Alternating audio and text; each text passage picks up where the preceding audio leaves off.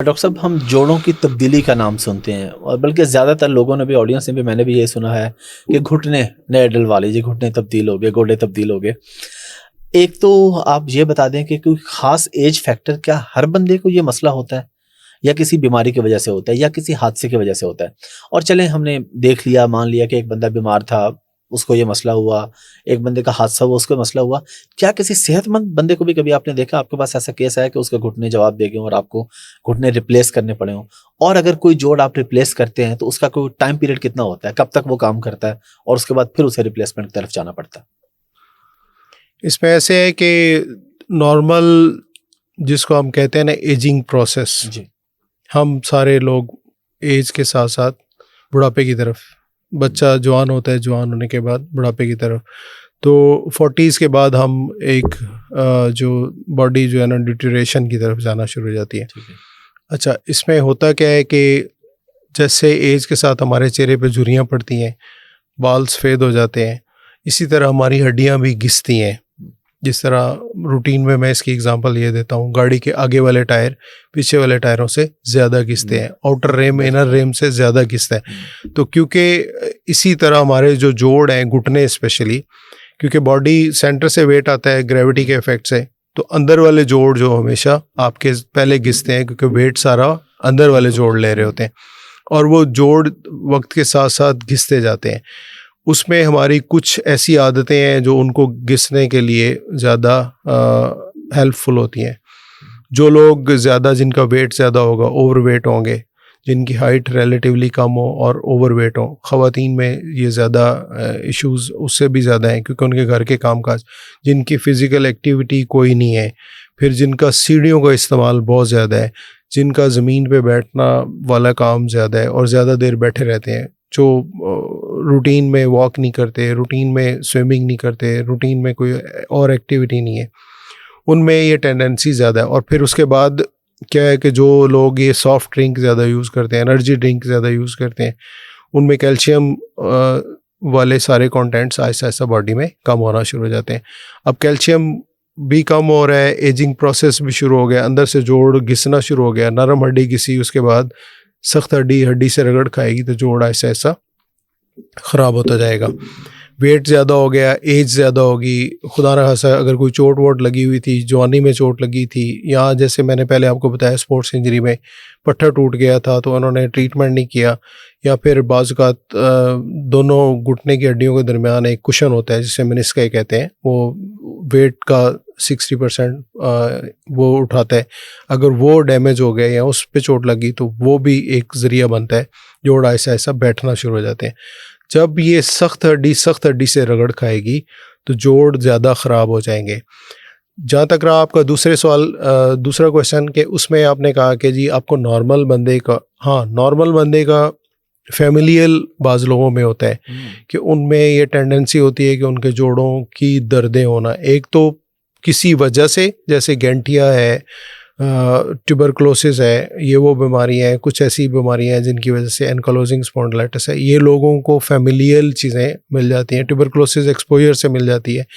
और कुछ लोगों का है कि एजिंग प्रोसेस में, कुछ लोगों का वेट की वजह से, कुछ लोगों का बिजनेस ऐसा है कि वेट उठाने वाला है, कुछ हमारे पहलवान हजरात जो ये बैठकें लगाते हैं उनमें उठक बैठक बहुत ज़्यादा होती है, तो उनके जोड़ भी सारों के वक्त के साथ ख़राब हो जाते हैं। अब अगर जोड़ ख़राब हो जाए तो हम पहले नंबर में हमारी ये कोशिश होती है कि जो नेचुरल जोड़ है वो जितनी देर चले उसको चलाना चाहिए। लेकिन अगर वो जोड़ इस हद तक ख़राब हो चुका है कि उस जोड़ को बदलना ही बेहतर है, जबकि आप एक बंदा अच्छा खासा चलता पड़ता बैठ गया है या लेट गया है कि उससे चला ही नहीं जा रहा, उससे घर के काम काज नहीं हो रहे, तो फिर उसकी जॉइंट रिप्लेसमेंट हम कर देते हैं। जॉइंट रिप्लेसमेंट में क्या होगा कि फ़ौरन दर्द ख़त्म हो जाएगी। एक मसनूई जोड़ होगा जिसकी एवरेज लाइफ 15 से 20 साल है और 25 साल तक भी जा सकती है। उसके लिए आइडियल हमारा ये होता है कि आपका वेट कम हो, शुगर आपकी कंट्रोल हो, शुगर अव्वल तो हो ना, या हो तो अगर HbA1c हम 7 से नीचे हो तो उसमें हम रिकमेंड करते हैं, और उससे पहले, ऑपरेशन से पहले ये वज़न कम हो और ऑपरेशन के बाद वज़न ना बढ़े। तो जितना डेफिनेटली जोड़ पे वज़न पड़ेगा उतना उसका वेयर एंड टियर यानी घिसना ज़्यादा होगा। जैसे आप लोड कर लें किसी चीज़ को, जी बिल्कुल। तो लोडर टायर तो घुटने तो आपके टायरों की तरह हैं, जितना उस पर वजन आएगा उतना उन्होंने घिसते जाना है।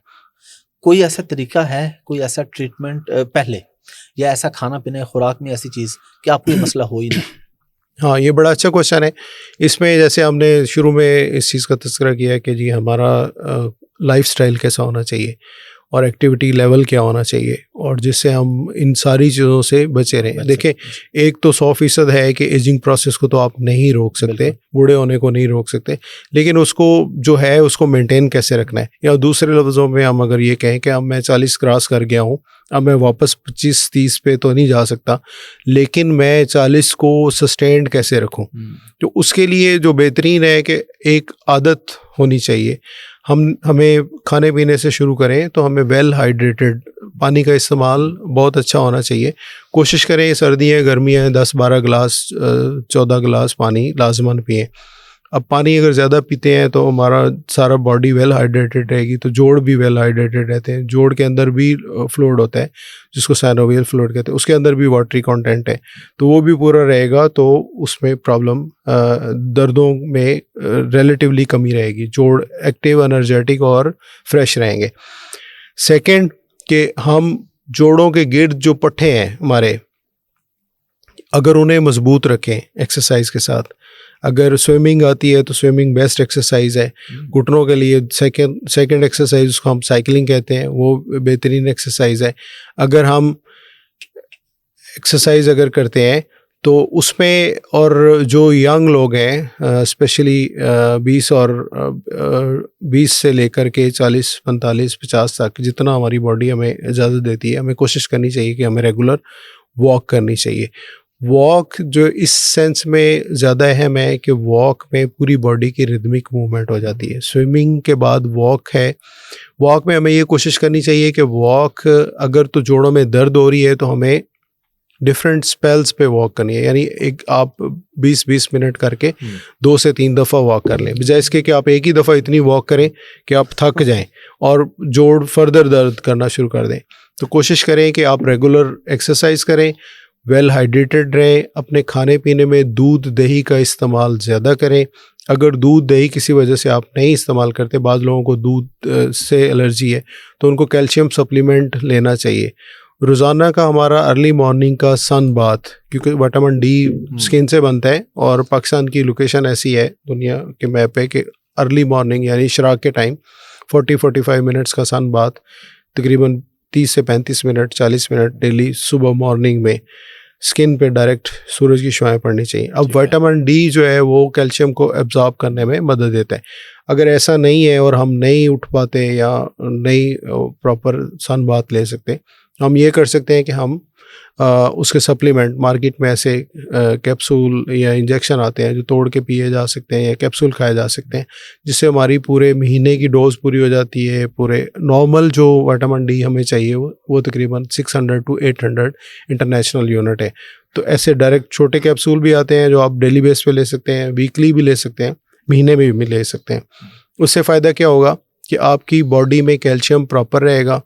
आप एजिंग प्रोसेस के अलावा एक्टिव नॉर्मल लाइफ गुजार सकते हो, उससे कोई ऐसा मसला नहीं है। अगर आप चाहो तो आप, जिसे कहते हैं ना, आप तंदुरुस्त रहना चाहो तो अल्लाह ताला का सिस्टम आपकी फेवर में रहता है।